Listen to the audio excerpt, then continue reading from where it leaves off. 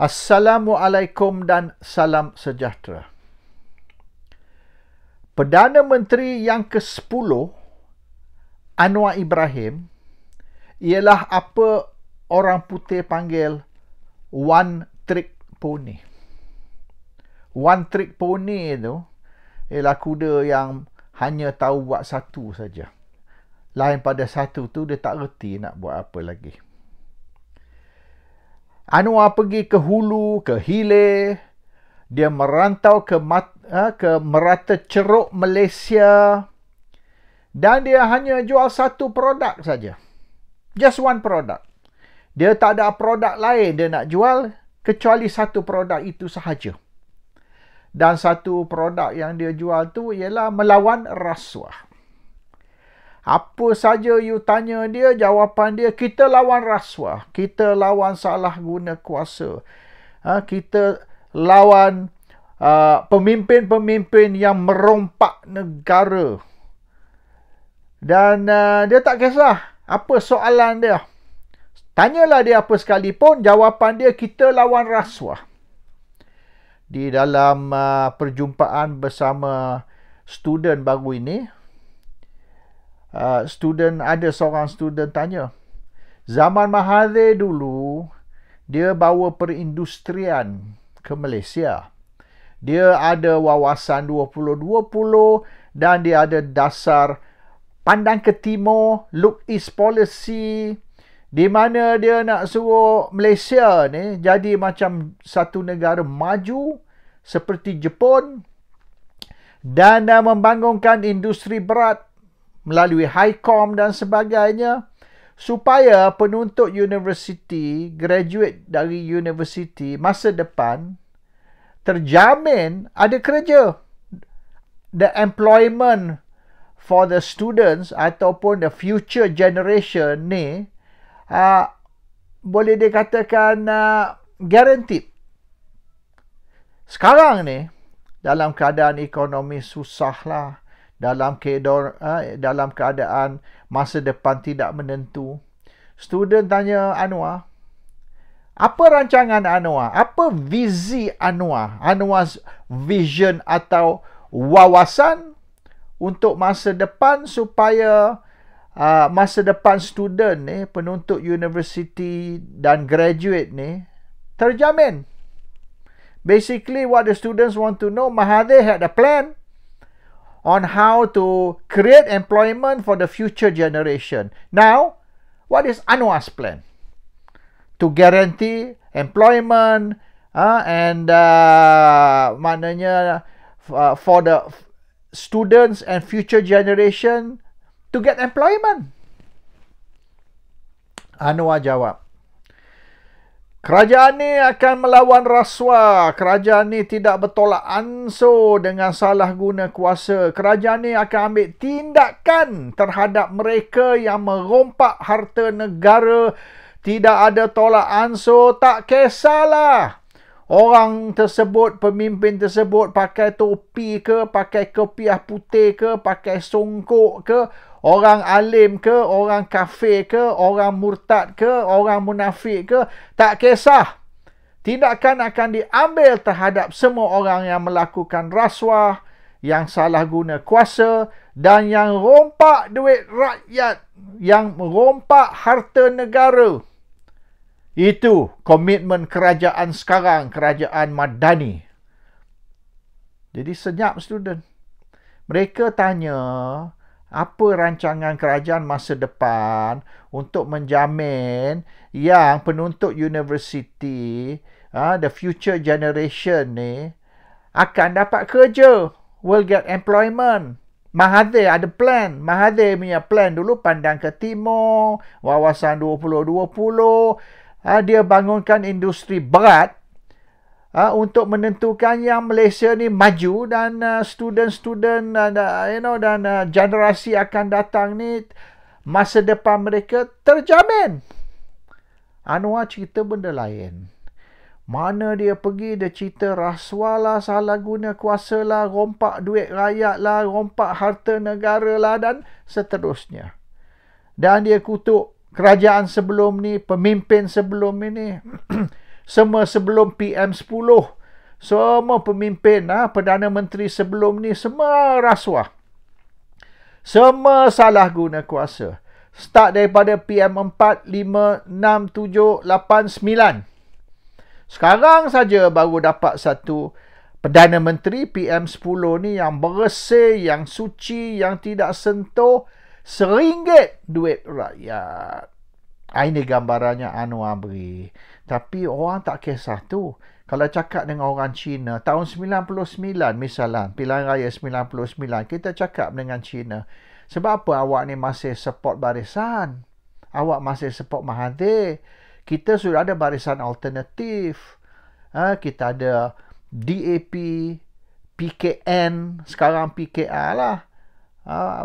Ni PAS dan juga Parti Rakyat Malaysia, PRM. Dan semua parti ni menentang salah guna kuasa, rasuah, menghabiskan harta rakyat, harta negara. Cina jawab senang, kita tak kisah tu semua. Yang penting ni ekonomi kukuh.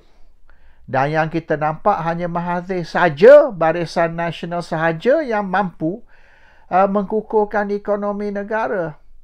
Yang lain ni kita tak tahu lagi dia orang mampu ke tidak. Dan yang penting bagi China is a strong economy and a good future for our future generation di dalam satu sistem ekonomi yang berjaya. Dan kalau rasuah banyak pun, kita tak kisah sangat lah. Pemimpin-pemimpin ni banyak kerja untuk negara. Kalau dia nak ambil sikit-sikit tu, ambil lah, tak apalah. Let them take some. After all, they work very hard for the country. No problem. Yang penting dia jangan ambil semua. Jangan sapu habis. Ambil sikit lah, tak apa, we don't mind. Tapi leave some for us. Tinggal sikit untuk kita. Asal kita boleh makan, asal ekonomi kukuh, asal everything okay financially, we don't care what you do. You nak ambil, you ambil, just leave some for us. And also, kata Cina-Cina ni, cerita dengan saya, sometimes corruption easy to do business. Kalau too clean also very difficult. So we need some corruption so that ada kita boleh, maknanya we can grease the system. When we grease the system ni, kita menjaga pun lebih senang. Tak ada sekatan sini, sekatan situ. So corruption ni not necessarily all bad. Kalau kita buat business ni, kadang-kadang corruption ni positif untuk kita maju. Ini jawapan dia orang tahun 99. Oleh kerana tu, orang Cina, pengundi Cina masih undi untuk Barisan Nasional, dan yang undi untuk semasa tu Barisan Alternatif hanya orang Melayu saja yang majoriti. Dan kalau ikut tahun 99 tu, Lim Kit Siang pun kalah, Karpal Singh pun kalah. Orang Cina tak sokong mereka, mereka sokong MCA. Anyway, so that's the issue sekarang ni. Anwar, he is a one trick pony. Satu produk saja dia duk jual. Kita cerita pasal ekonomi, cerita pasal masa depan, penuntut university, graduate university. Dia jawab, tak kisahlah you pakai serban ke, kopiah putih ke, you orang alim ke, you orang apa. Kalau you lakukan rasuah, kita tangkap. Sebab apa dia fokus sangat kepada kopiah putih lah, serban lah. Orang pakai baju Arab lah, pakai baju kot lah. Tak kisah orang agama ke, orang fasik ke, atau orang murtad ke. Makna kita akan ambil tindakan atas semua kelakuan rasuah. So, he so fokus ni. Dia paranoid sangat isu rasuah. Ini kerana kalau Anwar tak cerita tentang rasuah, tak sentuh isu rasuah, tak hentam rasuah, salah guna kuasa, rompak duit negara, sakau dan sebagainya, Anwar tak ada benda lain nak cakap. He's got no other product to sell. Dia ada satu produk tu saja. So, dia kena jual produk tu ke hulu ke hilir, merata Malaysia. Dia duduk ni push satu produk tu saja. Orang tanya lain, dia cerita lain. Tengok macam dia punya interview Al Jazeera pun. Interviewer duk tanya dia tentang pengampunan pengampunan untuk Najib. What's happened? Pengampunan untuk Najib ni. Sebab dia orang pun tahu, media dari antarabangsa dari luar Malaysia pun tahu, Anwar punya kempen lah, ataupun Ahmad Zaid Hamidi punya kempen untuk UMNO bergabung dengan Pakatan Harapan, membentuk kerajaan, atau untuk UMNO menyokong Anwar menjadi Perdana Menteri, ialah kerana usaha untuk bebaskan Najib, mendapatkan pengampunan dari Seri Paduka Baginda yang di Pertuan Agong. Itu alasan yang diberi ataupun sebab kenapa UMNO menyokong Anwar dan Pakatan Harapan, kerana mereka akan usahakan kebebasan untuk Najib. So Al Jazeera pun nak tanyalah what's happened. So cerita apa ni pengampunan untuk Najib ni, jadi ke tak jadi? Nampaknya hari tu kata seminggu selepas bentuk kerajaan, seminggu selepas Perdana Menteri angkat sumpah Najib akan dibebaskan. Ini dah 7 bulan dan bunyi kata cerita ni kalau mengikut UMNO lah, tak boleh ni dapat pengampunan untuk Najib sehingga kurang-kurang 4 atau 5 tahun lagi. Maknanya kalau dapat pun pengampunan untuk Najib, kena lepas PRU 16. Tak boleh sebelum PRU 16. Dan Anwar kata dia pun duduk di dalam lembaga pengampunan. Dia ngaku dia duduk dalam lembaga pengampunan. Dan dia kata memohon pengampunan hak masing-masing. Memanglah hak masing-masing. Ada berapa puluh ribu ni banduan di dalam penjara Kajang tu. Semua ada hak minta pengampunan. Kita tahulah tu. Soalan dia, apa dah berlaku dengan pengampunan untuk Najib? What has happened to Najib's pardon? Dia orang tak tanya, Najib berhak ke tak meminta pengampunan. Yang dia duduk cerita, everybody, tiap-tiap banduan ada hak untuk memohon pengampunan. Tahulah tu, you're telling us water is wet. We know water is wet. Tak payah dah cerita tu. We are asking, how come there's water on the ceiling? We're not asking you water is wet or dry. So dia cerita yang benda fundamental yang kita tahu. Maknanya you tak payah ceritalah hak Najib meminta pengampunan. Kita nak tanya sebab apa tidak diberi pengampunan. Dan Anwar kata tidak semesti kalau seseorang tu memohon pengampunan bermakna dia tidak bersalah. Pengampunan tu pengampunan dari kesalahan. Salah tetap salah. You are still guilty. Cuma you diberi ampun dari kesalahan you. You curi duit. Kita tak kata you tak curi duit. Tapi dah you curi duit ni kerana you lapar. Tak apalah. Kita ampun you. Kita tak hukum you kerana you ambil duit tu. You ada alasan untuk ambil duit. Tapi kita tidak kata you tak ambil duit. Kita kata kita ampunkan you dari mencuri duit. Kesalahan mencuri duit. So sekarang Anwar kata Najib ni masih bersalah. Najib ada hak untuk minta pengampunan. Tidak semesti kalau Najib memohon pengampunan, ini bermakna dia tidak bersalah. Dia masih bersalah. So yes, we know that. Kita tahu. Tapi soalan dia sekarang, kalau orang yang minta pengampunan masih bersalah, tidak maknanya tidak bermakna yang dia ni tidak melakukan jenayah. So Anwar diberi pengampunan atas kes sodomi dan maknanya Anwar mengaku yang dia bersalah. Kesalahan sodomi itu memang berlaku. Tapi dia diampun. Tidak semesti Anwar diampun atas jenayah sodomi bermakna dia tidak lakukan sodomi. Dia masih lakukan sodomi. So ini yang Anwar cerita ni. So sekarang ni Anwar maknanya dia kata hari tu dia tidak lagi bersalah. Sebab apa? Sebab telah diberi pengampunan. Hari ni dia kata pengampunan tak maksud dia tidak bersalah. So ialah Luqman pun ada cerita tentang Anwar ni banyak kes sodomi. Itu Lokman cerita lah. Dan dia cerita ni sebagai pengarah komunikasi UMNO. So, dia bercakap ni bukan sebagai individu, dia bercakap sebagai wakil UMNO. So, mesej dari UMNO, mesej dari Anwar sangat keliru. Oleh kerana tu maknanya geng bosku atau penyokong-penyokong Najib ni marah sangat-sangat dengan kerajaan atau dengan Perdana Menteri.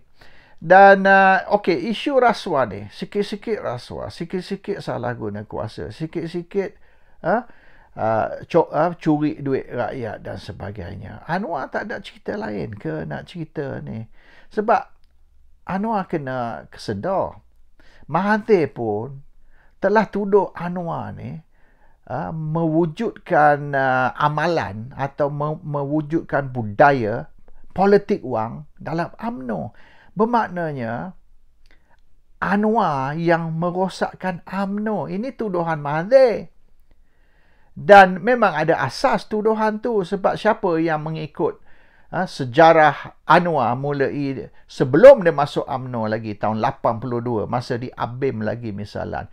So bila dia masuk UMNO tahun 82, dia hanya satu matlamat dan dia cerita kepada arwah Ustaz Fadhil Noor, matlamat dia nak jadi Perdana Menteri. Fadhil Noor kata ambil alih Presiden PAS. Anwar kata no, Presiden PAS tak boleh jadi Perdana Menteri, kena Presiden UMNO baru boleh jadi Perdana Menteri. So 82 dia tinggalkan PAS, dia tinggalkan perjuangan Islam dan dia mengambil perjuangan sekular. Dia tolak perjuangan Islam, dia ambil perjuangan sekular, dia masuk UMNO. Matlamat dia nak jadi Presiden UMNO supaya dia boleh jadi Perdana Menteri. Dia cerita kepada arwah Fadhil Noor sebelum dia masuk UMNO lagi. So, bila berlaku tim A, tim B, Anwar nampak maknanya kemungkinan dia punya peluang tipis sekira Tengku Razali dan Musa Hitam menang. Sebab Anwar akan disingkir. So, Anwar all out. Dia sokong Mahathir. So, masa tu, geng-geng ABIM dok tanya, sebab apa awak sokong Mahathir? Sebab Mahathir ni banyak punca kerosakan. Dia kata, saya kena sokong Mahathir. Sebab kalau Tengku Razali dan Musa naik, saya tidak ada can nak jadi timbalan Perdana Menteri. So, dia sokong Mahathir dan Ghaffar. Sebab dia kata Ghaffar ni lemah. Ghaffar ni dia tidak ada education, dia standard 6 saja education dia. So maknanya kita kena sokong tim A so that I boleh singkir Ghaffar ambil alih sebagai timbalan Perdana Menteri. So dia sokong tim A, Anwar ni, bukan kerana tim A lagi bagus dari tim B untuk UMNO.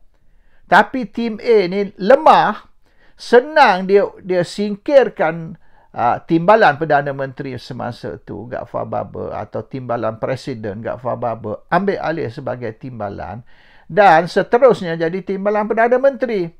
So biarlah tim B ni lagi baik, Tengku Razali Musa, but dia tak boleh nak sokong Tengku Razali Musa untuk kepentingan politik dia sendiri.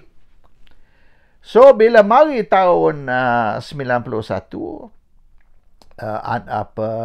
itu 3 tahun kemudian lah, Anwar ambil alih sebagai Menteri Kewangan dan dia mulalah bergiat untuk nak ambil alih sebagai timbalan Presiden.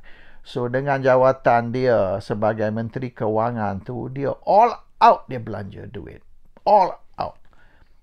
Ini ramai orang yang dalam UMNO sendiri yang sekarang pun duduk di dalam pakatan. Mereka cerita bagaimana UMNO, Anwar ni tiap-tiap bahagian dia tabur sampai 10-20 juta. 10-20 juta kat Sarawak tu. Sabah. Dekat Sabah ada 20 bahagian UMNO. Sekarang 25 lah. Masa tu 20 bahagian UMNO. Anwar hantar 200 juta. Cash. 10 juta satu bahagian. Dan dia keluar pink form. TNB, Telekom Malaysia, banyak listing dan banyak company lain lah. company bukan saja GLC tapi company swasta yang listing, dia keluar pink form. Semua orang terima pink form. Nilaian berjuta. Itu yang Mahathir marah sangat-sangat. Mahathir kata UMNO ni rosak. UMNO ni, ialah dulu pun memang UMNO ni boleh dikatakan duit penting. Tak ada duit susah nak jadi pemimpin UMNO. Tapi bila Anwar 2 tahun tu dia nak gulingkan Ghaffar untuk ambil alih sebagai timbalan Perdana Menteri dan timbalan Presiden UMNO, dia belanja gila-gila untuk nak menang. Akhirnya Ghaffar nampak yang susah dia nak menang. Anwar sudah beli semua dah. Dan Ghaffar tak adalah sampai 1 bilion nak belanja untuk menang pertandingan di dalam UMNO. So Ghaffar back out lah. Ghaffar tarik diri bagi Anwar menang tanpa tanding. Sebab Anwar pun memang akan menang atas jumlah duit dia belanja. Mustahil dia kalah. Dan ini yang Mahathir marah sangat dah masa tu. Dengan awal tahun 90-an, dia kata Anwar ni merosakkan UMNO. Anwar ni telah mewujudkan budaya politik wang, money politik, dan Mahathir kata politik wang ni boleh dianggap sebagai rasuah. Dan Anwar lah yang mewujudkan budaya rasuah atau politik wang sampai UMNO ni rosak. Kalau tak ada duit dah, UMNO dah tak boleh nak tu. So Anwar ni duk cerita rasuah-rasuah, salah guna kuasa lah, inilah itulah. Tapi Mahathir kata dia the inventor tau. Dia pengasas politik wang. Dia bapa politik wang. Ini Mahathir sendiri kata. Dan ramai orang tahu. Tanyalah pemimpin-pemimpin UMNO dari tahun yang dari tahun 80-an dan tahun 90-an lah. Golongan senior ni, veteran-veteran ni, dia boleh cerita macam-macam tentang macam mana Anwar ni belanja berbilion untuk nak gulingkan Ghaffar untuk ambil alih sebagai timbalan Perdana Menteri dan timbalan Presiden. Dan benda ni berterusan hingga Mahathir terpaksa ambil tindakan terhadap Anwar tahun 98, tendang dia keluar. So that's the issue. Dan pengarah komunikasi semalam, pengarah komunikasi UMNO berkata UMNO perlu sekurang-kurang 2.2 bilion untuk PRU. 2.2 bilion untuk PRU. Sebab apa? Sebab bukan saja beli undi, tapi untuk jentera Barisan Nasional. Kalau tak belanja sampai 2.2 bilion, jentera ni tak bekerja. Kena bayar, kena beli. So, ini masalah dia. Dia setelah dididik dari bertahun-tahun, semenjak zaman Mahathir, zaman Anwar dulu, jentera UMNO telah dididik, telah diajar yang semua ni melibatkan duit. Tak ada duit, tak kerja. Nobody will work without money. Dan pilihan raya baru ni pun sama. Bila dah duit tak turun, PRU 15 baru ni, duit tak turun, maknanya jentera tak bergerak. Jadi, sepatutnya mereka katalah UMNO boleh menang 50 kerusi. Walaupun kalah, tapi masih boleh menang 50 kerusi. Akhirnya menang hanya 26 kerusi. Sebab orang tak mau kerja tanpa duit. Dan mereka mengaku duit tak turun, tak ada orang nak kerja. Dan 6 pilihan raya negeri akan datang ni pun sama. Banyak duit mereka kena belanja.